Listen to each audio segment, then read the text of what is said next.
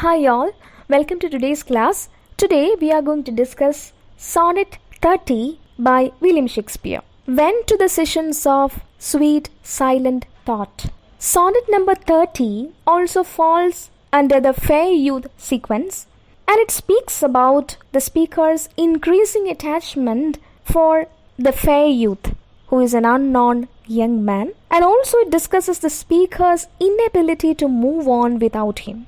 Some view Shakespeare's relation with this particular young man as homoerotic, and it begins with the speaker reminiscing past things which are painful. So we can go in detail. Lines 1 to 2. Went to the sessions of sweet silent thought, I summon up remembrance of things past. The speaker says that on silently reflecting the things past, he feels a sense of disappointment. That is, the past things. So we get a sense that he is reflecting on the past things, which can be good old days, good relationships, memories, but anyway, they are just past things, and the speaker is in reality now where he can only long for those past things.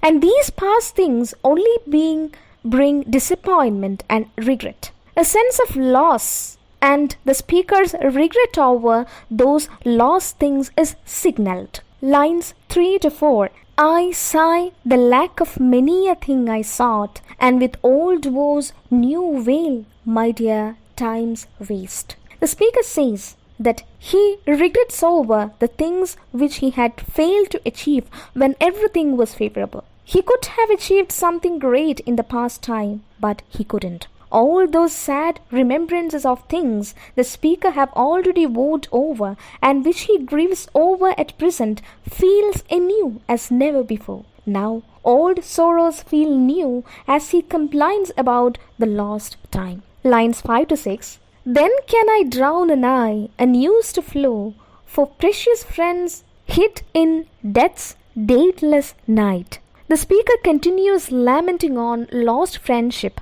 and he says that those memories are capable enough to drown his eyes with tears. When the speaker speaks about his eyes, he has used an adjective unused to flow. Those eyes unused to flow means though he is not used to the practice of crying over the lost things, now he says that an unknown sorrow tempts him to weep, and he weeps his heart out for those priceless friends whom he lost forever, and those who vanished into death's dateless night. Lines 7 to 8.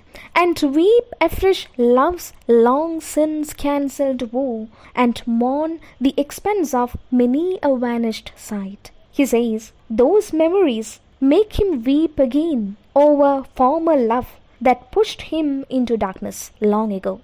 But now he is digging them up and mourning over the pangs of those vanished memories. The speaker says that all those things, lost love, lost friendship, everything is gone. But he says that now he experiences the pangs of those lost memories, lost relationships, and lost love once again in life. Lines 9 to 10. And mourneth expense of many a vanished sight, then can I grieve at grievances forgone, and heavily from woe to woe tell over. The speaker seems to be helpless, and he says he can only grieve over past griefs and reflect all those woes with a heavy heart.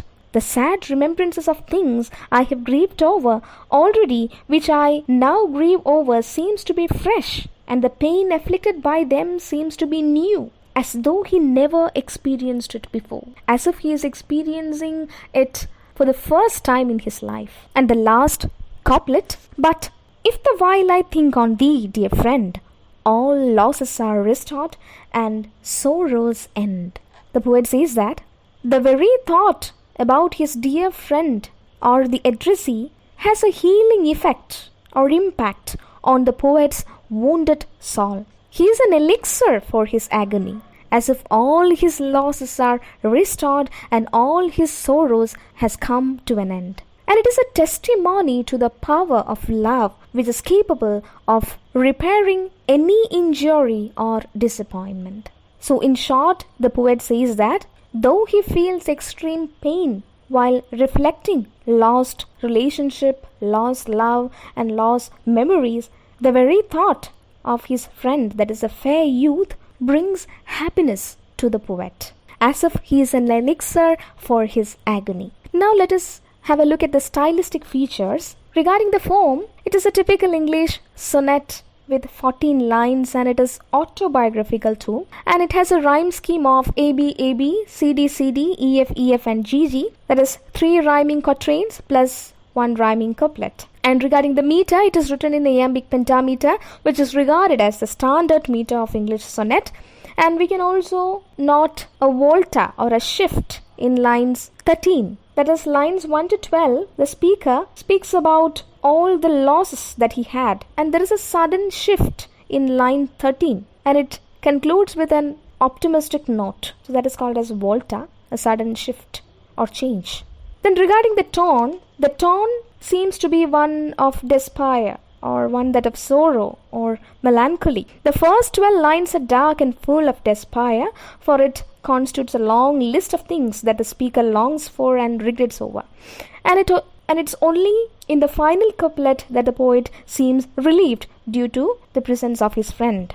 And regarding the mood, the speaker is in a pensive mood, reflecting past memories, and it provides a sudden unexpected relief too. Then regarding the speaker, seems to be a person who is always desperate, obsessively meditating on past memories, losses, disappointments, etc. And he is unable to find any sort of relief. Then regarding the literary devices used, you can find alliteration in lines 4, that is mose, veil, waste. The verse sound is repeated. Then assonance, old, woes. Then there is enjambment or run-on lines. The very first line is an example of enjambment. Then there is usage of symbols. You can see the usage of dateless night. Dateless night means hopeless night, which is a symbol for despair. Then you can see the usage of a literary technique called polyptoton. Polyptoton, it is a stylistic device in which words derived from the same root is repeated. You can find the polypton in lines 9 and 11. That is, then can I grieve at grievances forgone. Grieve, that is a root. Then 11, the sad account for bemoaned mourn. So that is an example of polyptoton. So that is all about Sonnet 30. So thank you for listening and watching.